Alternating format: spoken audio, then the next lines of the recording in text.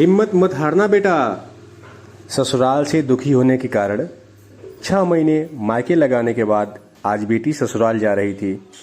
पिछले हफ्ते पिता ने कहा था, हम बूढ़े हो गए हैं, अब तुम्हारी लड़ाई नहीं लड़ सकते हैं। कान खोलकर सुन लो, अपना घर बचाओ और घर बसाओ, जैसे एक औरत बनाती है घर। बेटी ने पिता की यह चेतावनी भी वैसे ही मान ली थी जैसे उसने हर चेतावनियां सीखते हुए लड़कपन से जवानी तक मानी। क्या पहने, क्यों पहने, बाल कैसे बांधे, कैसे उठें, बैठें, हंसें, सब पिता के बोलने से पहले ही पिता की आंखों से ही पढ़ती रही और उसी अनुरूप ढलती रही। आज पिता को कहकर बताना पड़ा कि बेटी अपने बच्चे के साथ अपने घर जाओ। इसका मतलब आज तक की सबसे बड़ी चेतावनी है। वह नजरें झुकाए धीमी रूंधी आवाज में बस इतना ही बोल पाई, जी पापा। माँ ने बेटी की आंखों में झांका, वह शून्य था। एक ही क्षण में बेटी कितनी सहजता से भाव बदल गई। माँ हैरान थी, लड़की की कितने स्तरों पर कैसी कैसी ट्रेनिंग करता है यह समाज। माँ सोच रही थी। माँ ने पिता की आंखों में झांका, वह अजीब सी विरक्ति फैली हुई थी। माँ का कलेजा अंदर से फटना चाह रहा था कि एक औरत कैसे बनाती है घर। यातना, बलिदान और गुलामी, माँ सोचती रही। सुबह पिताजी से बात कर रहे थे कि स्टेशन पर हमारी बेटी पहुंच जाएगी, आप उसे जैसा चाहो वैसा रखो, आप उसे स्टेशन से रिसीव करने आ जाना बस।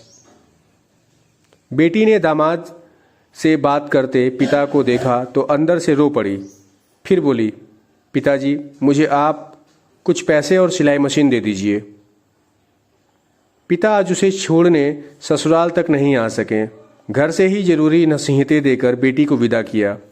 भाई और माँ स्टेशन तक छोड़ने आए और बोली, बेटा जा ससुराल, हाँ लेकिन हिम्मत मत हारना, तू कमज़ोर नहीं है, ईश्वर तेरी रक्षा करेंगे।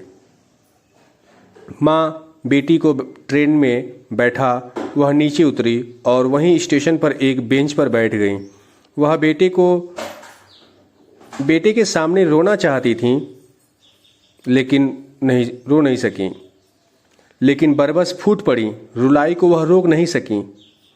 बेटी ने माँ को खिड़की से देखा, ट्रेन चल पड़ी थी।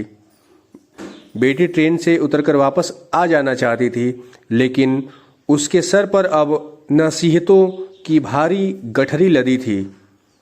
वह गठरी को छोड़कर उतर नहीं सकती थी।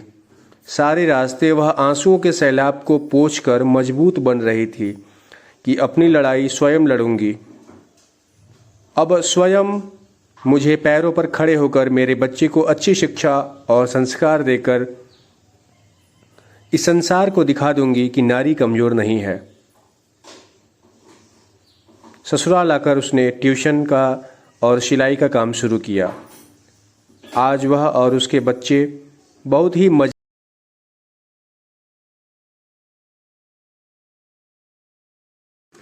हिम्मत मत हारना बेटा।